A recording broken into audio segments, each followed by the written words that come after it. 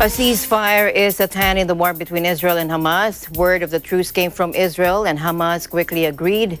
If this holds, it will end 11 days of fierce fighting that killed at least 230 Palestinians, civilians, and 12 Israelis. Diplomatic sources told AFP in Cairo the two Egyptian delegations will be dispatched to Tel Aviv and the Palestinian territories to monitor its ceasefire implementation and procedures to maintain stable conditions permanently. Let's listen in.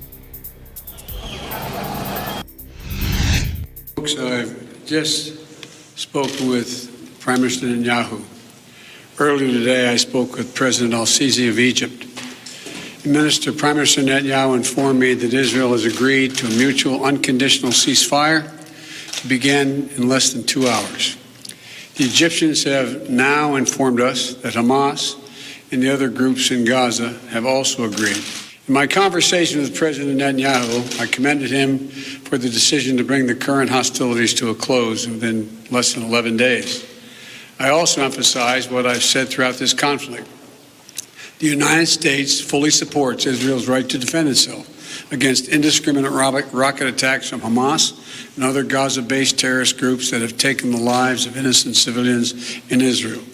The United States committed to working with the United Nations, and we remain committed to working with the United Nations and other international stakeholders to provide rapid humanitarian assistance and to marshal international support for the people of Gaza and the Gaza reconstruction efforts. I commend Egypt and Qatar for the efforts carried out in close coordination with the UN to help restore calm to Gaza and Israel.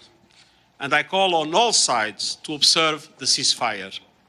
I stress that Israeli and Palestinian leaders have a responsibility beyond the restoration of calm to start a serious dialogue to address the root causes of the conflict. But the ceasefire is, I hope that it will finish good. Do you believe it can? No, I don't believe that it finished good.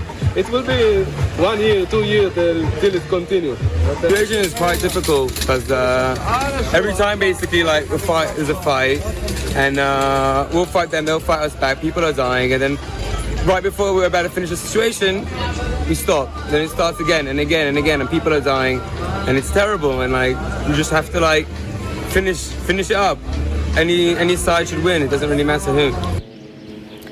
Now, Gaza City was quiet under a cover of clouds with only a thin column of smoke wafting into the skies after Israeli airstrikes came to a halt. Now, celebrations, meanwhile, were heard on Gaza streets in the minutes after the truce began as cars honked their horns and some guns were fired in the air, according to AFP journalists. While in the occupied West Bank, joyful crowds also took to the streets. With no alert sounding in Israel to warn of incoming Hamas rockets, calm reigned across much of the Jewish state. Tensions began earlier this month when several Palestinian families living in the East Jerusalem neighborhood of Sheikh Jarrah were threatened with eviction from their homes. Jewish settlers claimed the properties were owned by Jews prior to 1948. Last week, Hamas threatened to fire rockets at Israel unless Israeli forces left the Temple Mount, and Israel refused to have its troops vacate the premises. Hamas then launched rockets towards Jerusalem in response, and the Israeli military launched an offensive against Hamas in Gaza. The Israeli military called the operation against Hamas Guardians of the Walls, a reference to Jerusalem. Hamas called it attacks against Israel, Sword of Jerusalem.